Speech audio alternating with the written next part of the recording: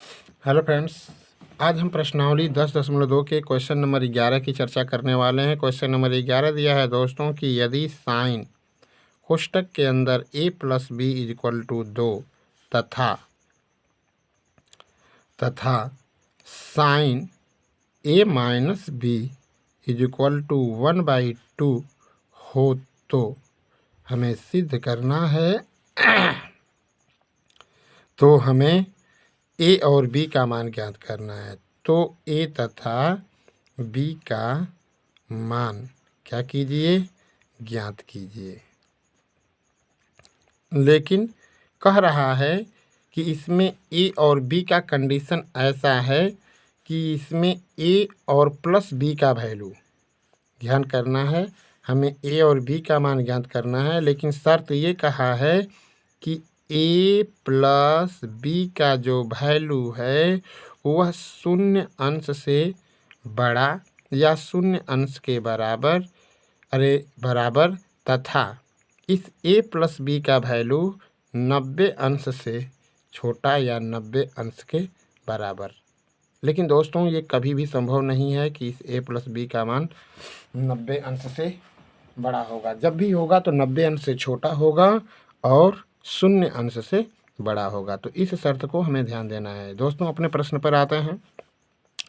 दिया है हमको प्रश्न कि साइन a प्लस बी बराबर 1 के। ठीक है दोस्तों, अब हमें ये देखना है कि साइन का वह कौन सा मान है जिसका मान 1 के बराबर होता है।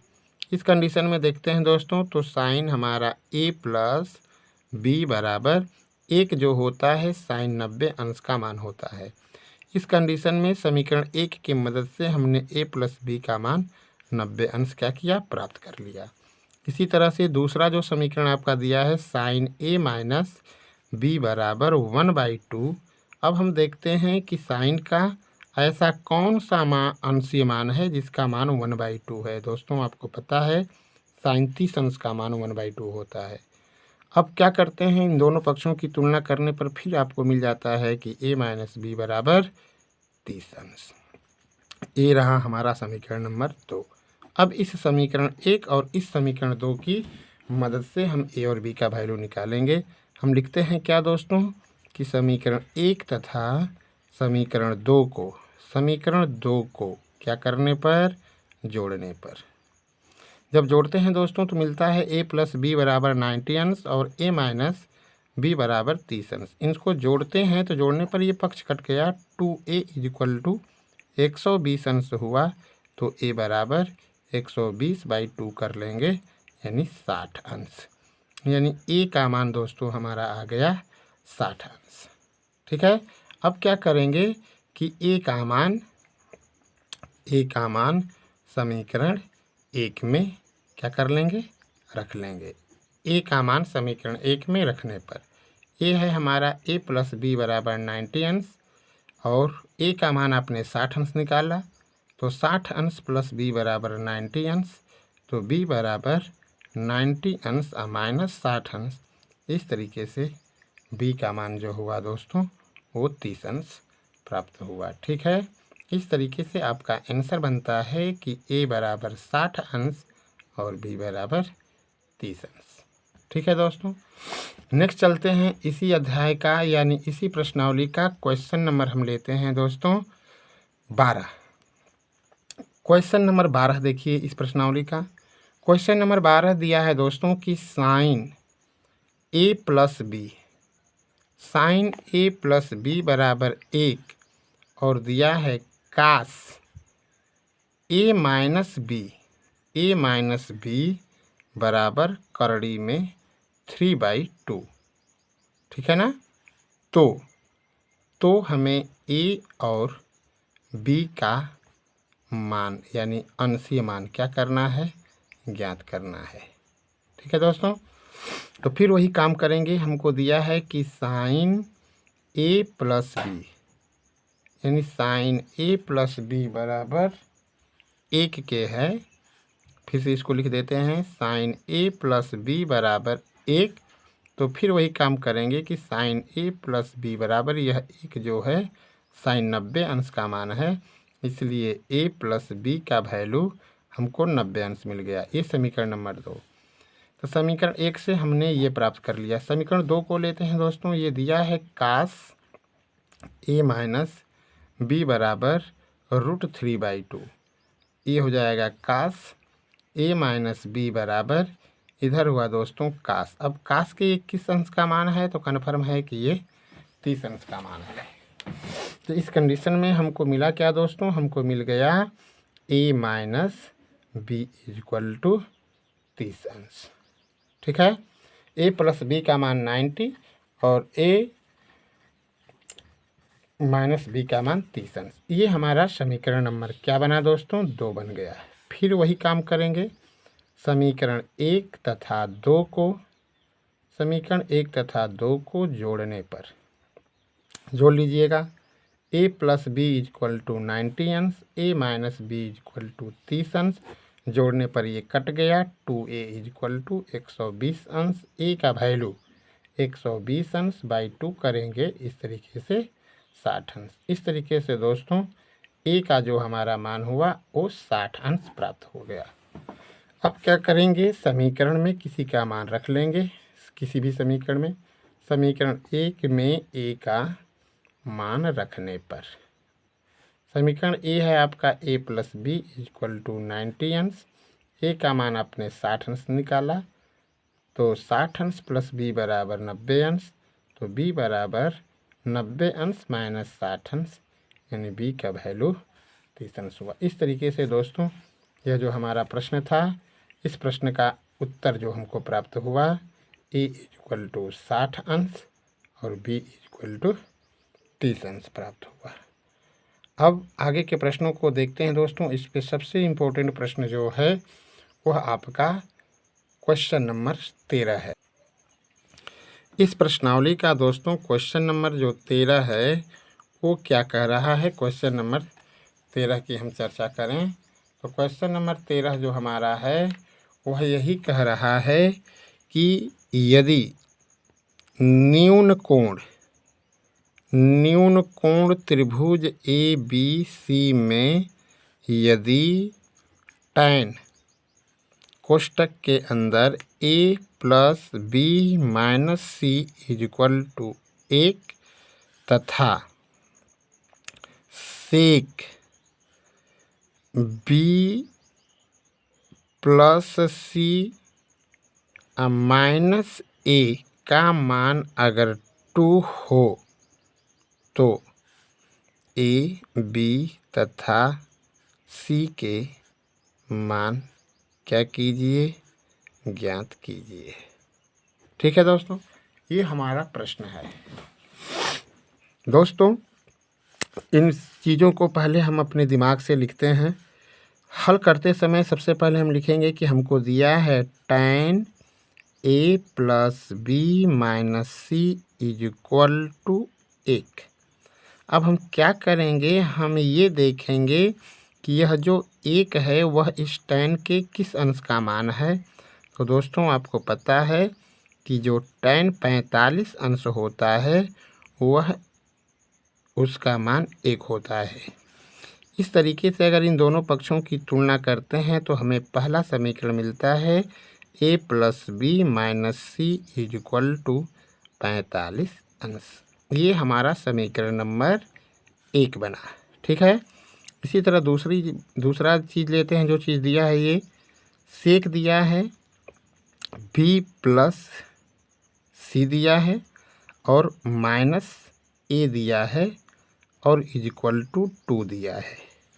ठीक है, तो इस कंडीशन में जब आगे बढ़ते हैं तो हम देखते हैं कि यह जो 2 दिया है वह सेक के किस अंश का मान हो सकता है। ठीक है दोस्तों, तो आपको पता है कि सेक जो कास जो हमारा होता है वो सेक का कास जो होता है सेक का उल्टा होता है या सेक कास का उल्टा होगा। तो जैसा कि आप सभी को पता है कि जो हमारा कास होता है उसके 60 अंश का जो मान होता है वह 1/2 होता है। ठीक है ना, कास 60 अंश का मान 1/2। तो कन्फर्म है कि जब 1/2 का अगर हम व्युत्क्रम करेंगे, ठीक है ना, तो ये कन्फर्म है कि हमारा यह जो मान 2 दिया हुआ है वह सेक के किस अंश का मान होगा, 60 अंश का मान होगा। इस तरीके से दोस्तों यह जो हमारा हो गया सेक कोष्टक के अंदर b plus C minus A is equal to, यह अभी आपको हमने बताया कि यह जो 2 दिया है वो सेक 60 अंश का मान है, क्योंकि का 60 अंश का मान 1/2 होता है, उसका व्युत्क्रम करेंगे तो 2 मिलेगा। तो कन्फर्म है दोस्तों, हम यहाँ पे लिखेंगे कि सेक 60 अंश। दोनों पक्षों की तुलना करते हैं दोस्तों, तो b plus C minus A is equal to 60 अंश प्राप्त हुआ। ये आपको समीकरण नंबर 2 प्राप्त हुआ। ठीक है दोस्तों। और जैसा कि हम सभी जानते हैं कि त्रिभुज के तीनों कोणों का योगफल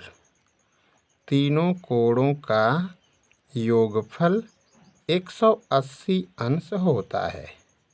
ठीक है दोस्तों। यानी अगर त्रिभुज के 3 कोण A plus B plus C A B C हो तो A plus B plus C का वैल्यू 180 अंश के बराबर होगा। ये हमारा रहा दोस्तों समीकरण नंबर 3। अब क्या करते हैं कि इन्हीं 3 समीकरणों की सहायता से, जैसा कि आप देख रहे हैं कि आपको 3 समीकरण प्राप्त हुए। पहला समीकरण हमको क्या मिला है दोस्तों, मिला है हमको a plus B minus C is equal to 45। ये समीकरण हमारा एक है। फिर हमको मिला है b प्लस सी और minus A is equal to क्या मिला है, 60 अंश मिला है। और तीसरा समीकरण हमको प्राप्त हुआ a प्लस बी और प्लस सी बराबर 180 अंश। ये 2, ये 3। अब हमें इन्हीं तीनों समीकरणों की मदद से हमें a, b और c का वैल्यू क्या करना है, निकालना है। तो चलिए दोस्तों शुरुआत करें हम। सबसे पहले हम क्या करते हैं कि हमें ये देख रहे हैं कि समीकरण 1 और समीकरण 2 से कुछ माजरा निकलने लायक है। हम क्या करेंगे कि समीकरण 1 से समीकरण 2 को घटा देंगे। ठीक है। चाहे समीकरण 1 से समीकरण 3 को घटा दें या तो समीकरण 3 से 1 को घटा दें। तो यहाँ पे लिखते हैं दोस्तों कि समीकरण 3 से 1 को क्या करने पर, घटाने पर। समीकरण 1 रहा दोस्तों a प्लस बी प्लस सी बराबर 180, समीकरण 3। और समीकरण 1 है दोस्तों a plus B minus C is equal to 45 अंश। हमने क्या किया है, इसको घटाना है, इसलिए दोस्तों चिन्ह बदलेंगे, ऋण ऋण धन और ऋण। अब क्या करेंगे हम, ये आपस में कट गए, यहाँ पर हुआ प्लस 2c। ठीक है। अब क्या करेंगे, 180 में से हमें 45 को घटाना है। तो जब घटाते हैं तो 5 हो गया, 3 हो गया, सॉरी 3 कैसे, 10 में से 5 गया 5, यहाँ पे हुआ 7, 7 में से 4 गया 3 हो गया, और 3 के बाद 1 बचा। ठीक है दोस्तों, यानी 135 अंश। इसलिए c का अगर हम मान निकालते हैं तो 135 अंश और बटा में क्या मिला, 2 मिल गया। ठीक है। उसको आप काट भी सकते हैं दोस्तों, या तो इसको छोड़ भी सकते हैं। यानी एक चीज़ का हमने मान प्राप्त कर लिया कि c का जो वैल्यू होगा वह 135 अंश और बटा में क्या होगा, 2 होगा। ठीक है। अब हम क्या करते हैं, दूसरे पॉइंट पर अपने आते हैं। अब हम करते हैं कि समीकरण यह जो हमारा 3 है और 1 है, इन दोनों समीकरणों को हल करते हैं। तो क्या लिखते हैं कि समीकरण 3 से समीकरण 2 को क्या करने पर, घटाने पर। समीकरण 3 है दोस्तों a plus B plus C is equal to 180, और समीकरण ये है आपका 2 b प्लस सी और minus a is equal to 60 अंश। घटाइए दोस्तों, ऋण ऋण और धन।